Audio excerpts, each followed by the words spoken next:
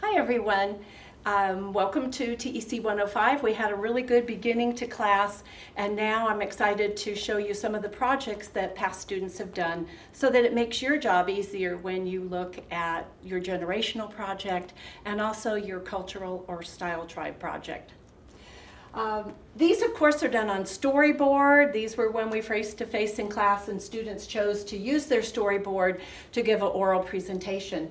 We're going to be online and doing a discussion, and so PowerPoint has been what most students tell me has been best for them, although I have allowed Word documents with different titles put in. So both work for our discussion because they can be uploaded and you can the students can read them and then discuss.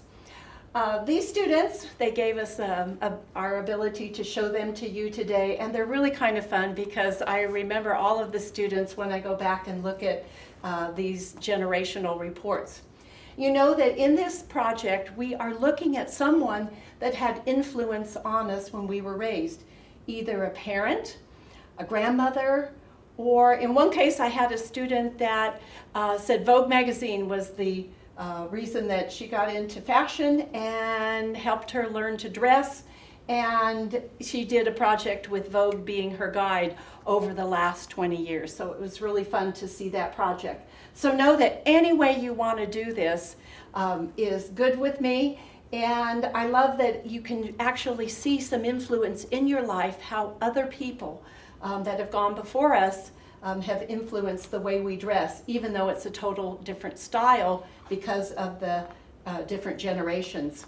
So here you can see that the student was able to show a picture of her mother at her age, and then here she is with her mother in modern times. So I can see that a picture has come off here, but know that you're representing, and this is rather easy in PowerPoint to insert that picture, but when you look back in time, you know, of course similar in facial features, but it's fun to see the hair designs and things like that. Well, we know we're not going to have the same style. Here's my era. My daughter isn't wearing the flip hairdo, but she's wearing something contemporary. And so what we're finding out is that if mom was interested in hair, daughter tends to be interested in current hairstyles too. So there's a lot of discovery you are going to have doing this generational report. I like to say to students, you can't do anything wrong because it's all about you. So just do it. We'll get another example here. This one's a little bit busier. I've had students say to me they lost all their pictures in a fire. They don't have access because mom lives in New York City or dad lives in Houston, whatever that might be. You're able to use pictures from the internet too.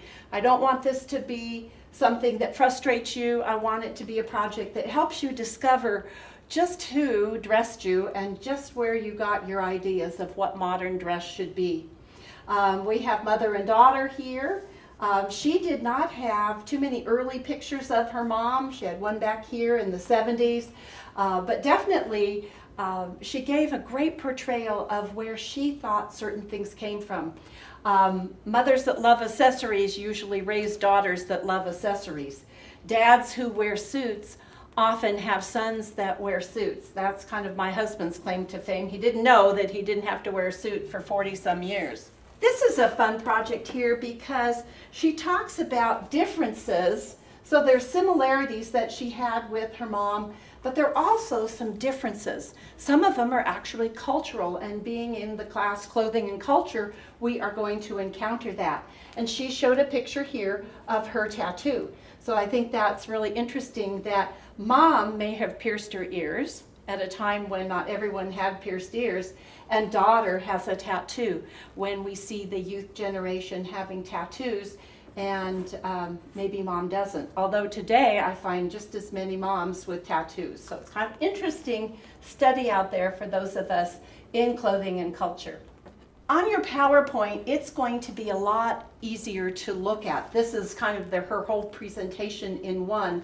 You may take small segments and do your comparison on each slide of your PowerPoint.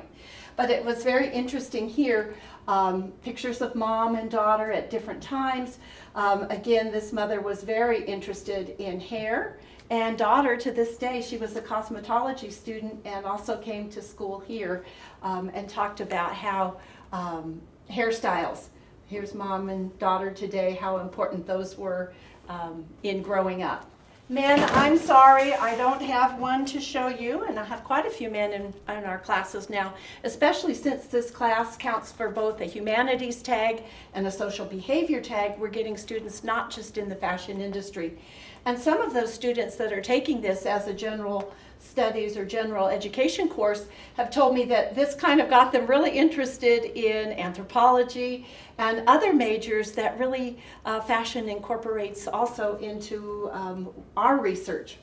But here's another mother and daughter, pictures at the same age, totally different hairstyles, but hairstyles that were popular at that time. I don't even want to look at the bathing suit picture because I certainly don't look as good as my daughter does, and this mom does definitely.